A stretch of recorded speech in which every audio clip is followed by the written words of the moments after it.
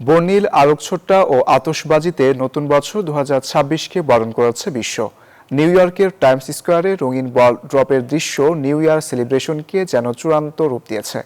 মুগ্ধতা ছড়িয়েছে যুক্তরাজ্য, ফ্রান্স, জার্মানি সহ বিভিন্ন দেশের চোখ ধাঁধানো বর্ষবরণের আয়োজন।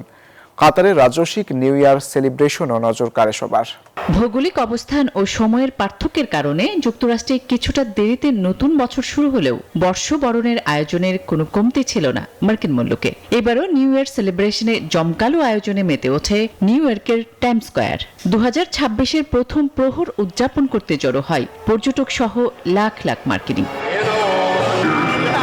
2026কে বরণের চোখ ধাঁধানো আয়োজন দেখা যায় যুক্তরাজ্য, ফ্রান্স, জার্মানি, স্কটল্যান্ড সহ ইউরোপের বেশ কয়েকটি দেশে। দেশগুলোর চোখ ধাঁধানো বর্ণিল আয়োজন মুগ্ধ করে সবাইকে। নতুন বছরকে বরণে আয়োজনের কোনো কমতি রাখেনি দক্ষিণ আফ্রিকা। 2026কে বরণের আয়োজনে জৌলুস ছিল কাতার সহ মধ্যপ্রাচ্যের দেশগুলোতেও। টানা তৃতীয়বার অর্জন করেছে দেশের সেরা সুপার ব্র্যান্ড স্বীকৃতি বসুন্ধরা টিস্যু।